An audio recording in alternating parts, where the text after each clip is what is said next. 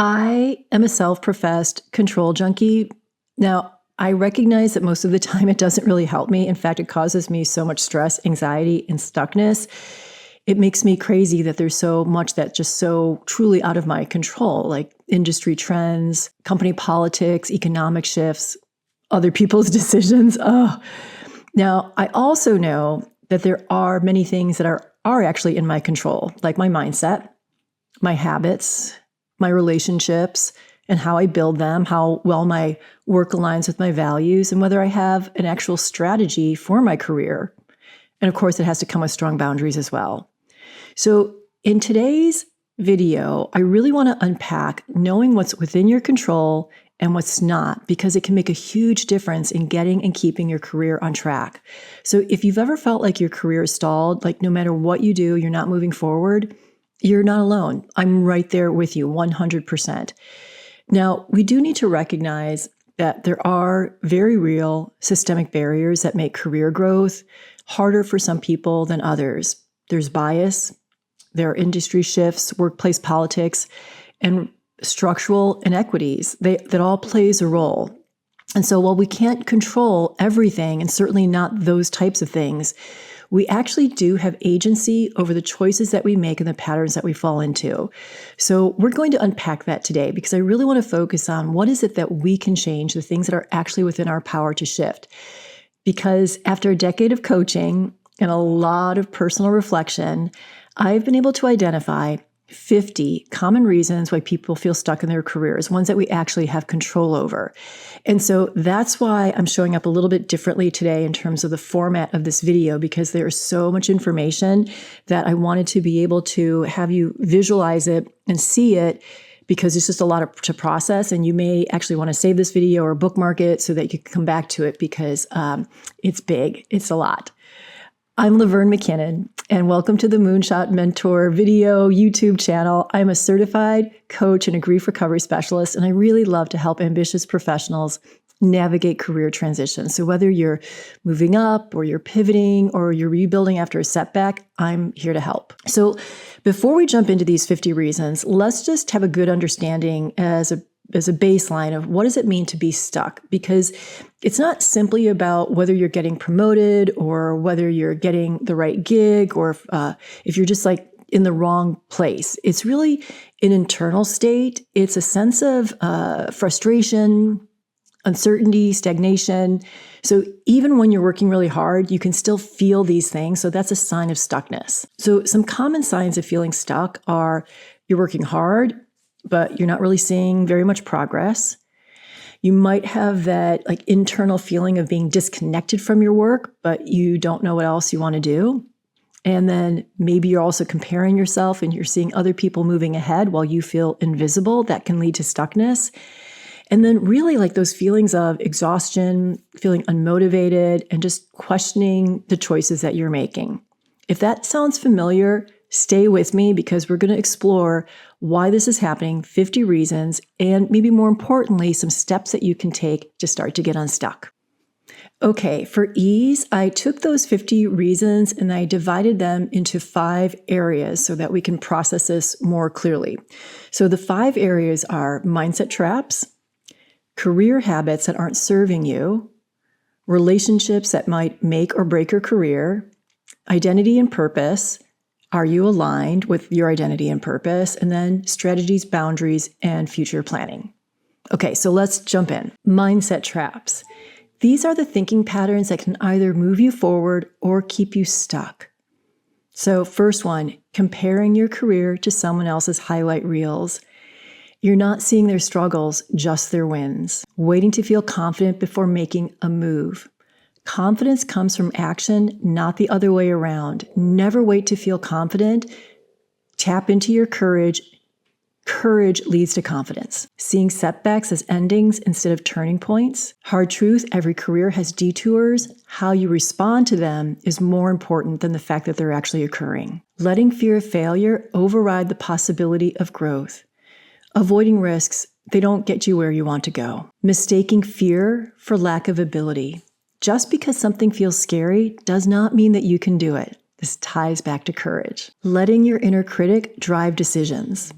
So there's that old adage, if you spoke to a friend the way you talk to yourself, would they listen? It's really good advice. Thinking hard work alone leads to success. I am so guilty of this. I led most of my career with the belief that as long as I worked hard, everything would fall into place. Strategy and visibility matter just as much as your work ethic. Believing that there's a right time to make a change, most people wait way too long, assuming you need permission to go after what you want. I also have been a victim of this, where I just felt like my hard work was going to put a spotlight on me. No one's going to come to tap you on the shoulder. And then equating a career pause with failure. Sometimes slowing down is really the smartest move. So I'm not just going to leave you hanging after identifying the reasons why you might be feeling stuck that have to do with your mindset. So after each one of these sections, I'm going to give you some prompts. So how do you shift your mindset? You need to pay attention to these thought patterns, and when they show up, how do they influence your choices? And then challenge them. So 3 things that you can do right away is write down one limiting belief you have about your career and ask yourself, is this really true, or is this a story that I've been telling myself? So when I took a closer look at this belief that I held about if I just work hard enough, things will be successful, I had to look at all of the times that I worked incredibly hard and did not get the return on that investment. And so I had to take a look and see what else I needed to balance that out with. Take one action this week that your inner critic would normally talk you out of. And then ask yourself, if I fully trusted my abilities, what would I do differently?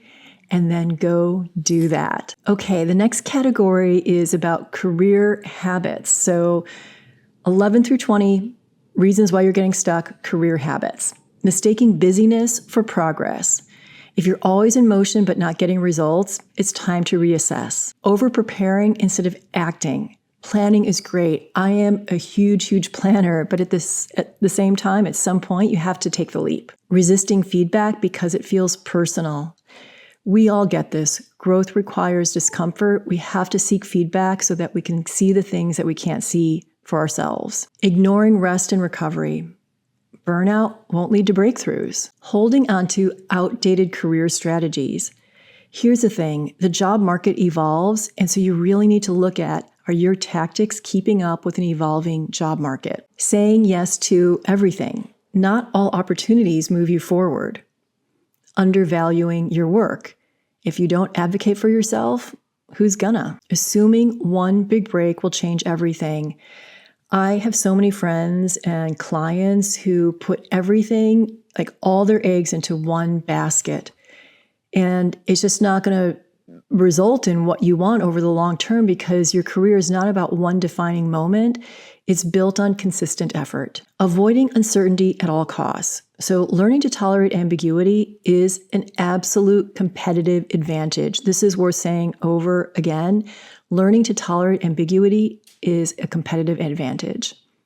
And then focusing only on the salary that you're getting and not the ROI, the return on investment of your career. So really looking at, does your role actually open your doors for future opportunities? So how to shift your habits. You want to audit your daily work routine, what's actually moving you forward and what's just keeping you busy.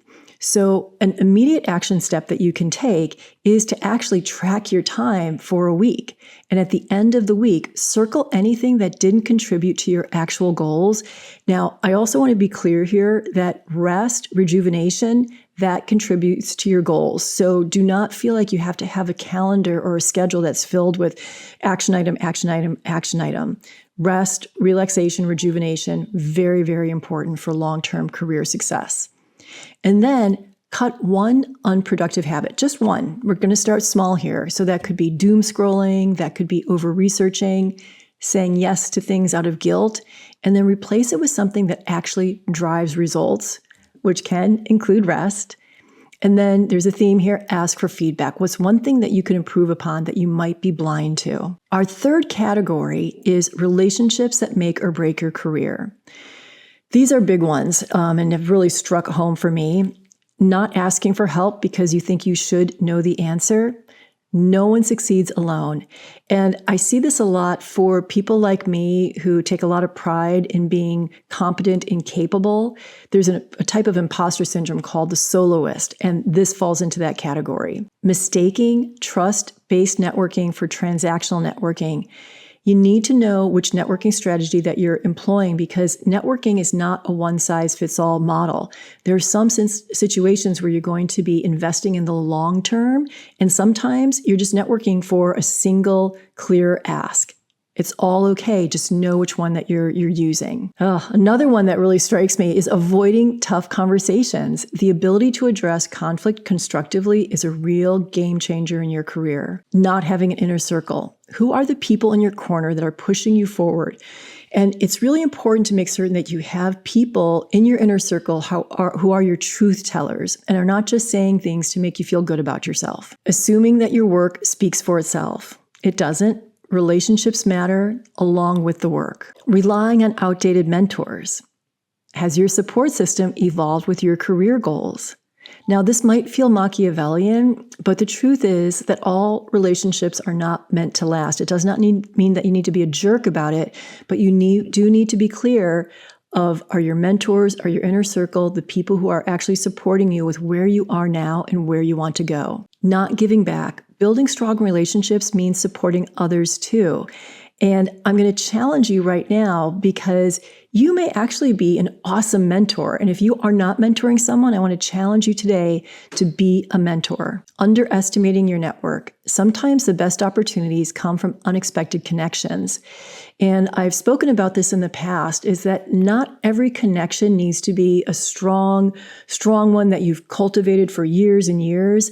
Frequently, weak connections, and there are studies that support this, will actually help you get your next job. Not advocating for yourself. If you don't ask, you don't get. Waiting to be discovered. This sort of aligns with that, if I just work hard enough, someone's going to notice me.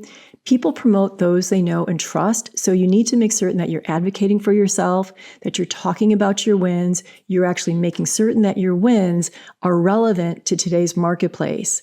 And then build those relationships with people that you know and trust, and do not wait to be discovered. So how to build better relationships, because success is not a solo sport. You really need to strengthen your network before you need it. I have so many clients who come to me and be like, my network sucks. And it's like, well, it's because you stopped cultivating it. So get on that right now. So what you can do this week is to reconnect with one person, a mentor, a colleague, someone in your industry. Just send them a quick check-in message.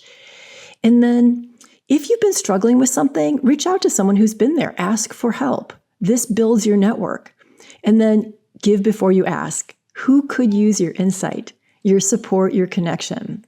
And this is a wonderful, wonderful way to start building goodwill. Okay, our third category is identity and purpose. Here's the thing, even a good job can feel wrong if it doesn't align with your values and who you are. Chasing success that no longer fits who you are is a big mistake that people make that keeps them stuck. New experiences impact us and we change over time, and our definition of success may change over time as well. Equating job success with personal worth, you are not your title, you're not your salary, you're not your LinkedIn profile. Saying yes out of fear, not excitement. If an opportunity doesn't light you up, why are you saying yes?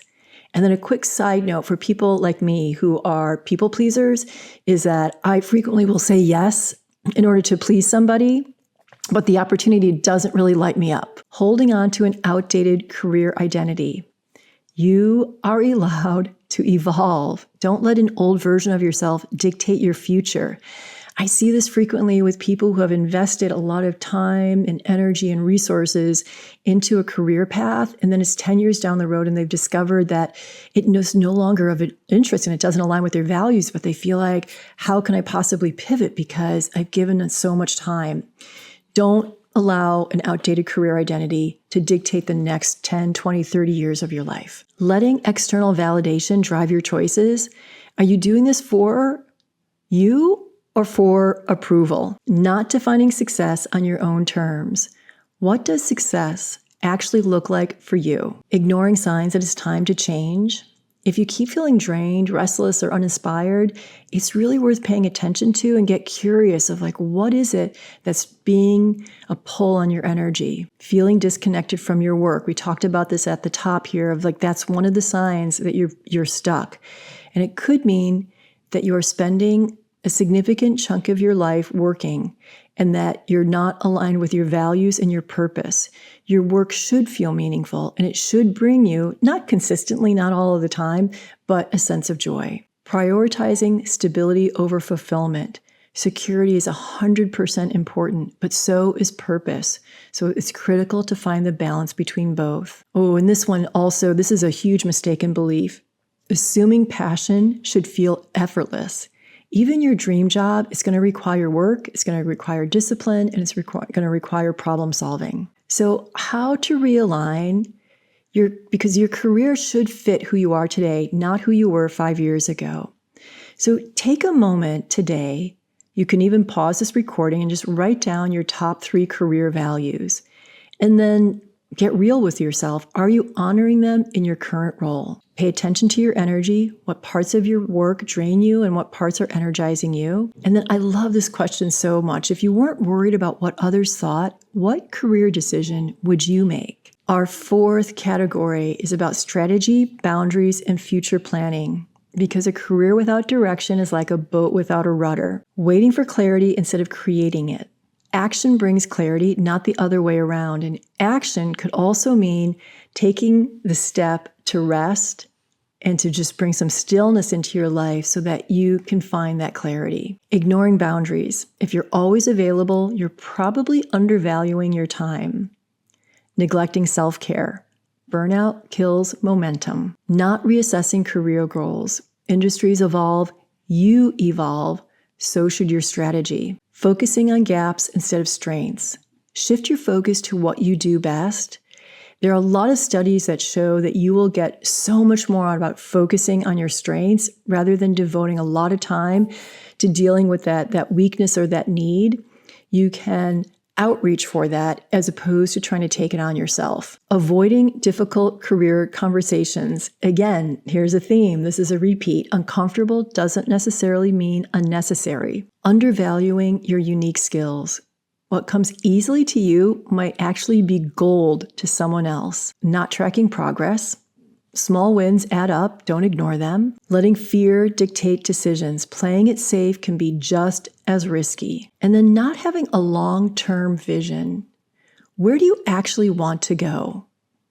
And with this, I don't mean it can be a destination, but it can also be a feeling. How do you want to feel in your career? That's a really, really important question and can be as important as the destination, if not more so. So how to take control, because a successful career doesn't just happen. You get to design it. So right now, what I would love for you to do is just put into your calendar from today a 6-month career check-in and block off an hour or 2 in your calendar so that you can really sit with what's working, what's not working, and then you can start to look at what needs to be adjusted. As a quick aside, I also highly recommend taking a look at your resume every 6 months as well. So you can do this at the same time so that you can get a sense of what wins am I gaining? How am I quantifying those wins? Because in today's job market, there are just a lot of unexpected layoffs, firings, downsizing. So you just don't want to be caught with your pants down. Set one non-negotiable boundary for yourself. It could be something like no emails after 7 p.m. or a work-free weekend a month, and stick to it. Give it like a good 28 days, 4 weeks to just see what's coming up as a result of sticking with that boundary. And then you can always make a choice and say, oh, nope, that's not working, or I need to strengthen it further, or something else might come up for you. And then map out your next move. Think about if you stayed where you are right now and whatever it is that you're doing, where will you be in a year? And if that doesn't excite you, ask yourself what needs to change. Okay, that was a lot of information, and I really do encourage you to come on back to it, revisit it from time to time, because it's just not something that you can fully absorb all at once. But I hope the primary thing that you are walking away with from today's video is that feeling stuck does not mean that you failed. It just means that something needs to shift. And so the good news in all of this is hopefully you've gathered is that you have more control than you think. Small intentional changes, they can really get you moving again, and they can help you build a career that actually fits who you are right now and where you want to go. Whew, okay, so that is it for today. If you're looking to dive deeper, you can go to my Substack. For paid subscribers, they get access to journal prompts, and they're going to help you unpack all of this information even further. And it's also a way for you to revisit this as well, so that everything is in writing. Paid subscribers also get access to co-working sessions, guided meditations, and a really, really fabulous community. And starting in mid to late April, I'm going to be doing a 5-session career grief workshop over Zoom. That's for my paid Substack subscribers. So I hope you head over there and take a look and see if it might be a fit for you. And if you're interested in working with me one-to-one, visit me at moonshotmentor.com. You can find all of my links to social and ways for us to work together. And so important, such a big thank you to Lynn Chen for the video editing. I'm sort of curious if this format, what you think about it, let me know, drop me a comment. If it's resonating for you, I can play with this some more. But anyway, you can find Lynn at Ms. Lynn Chen. And just want to say thank you for spending the time with me today. And I look forward to seeing you next week.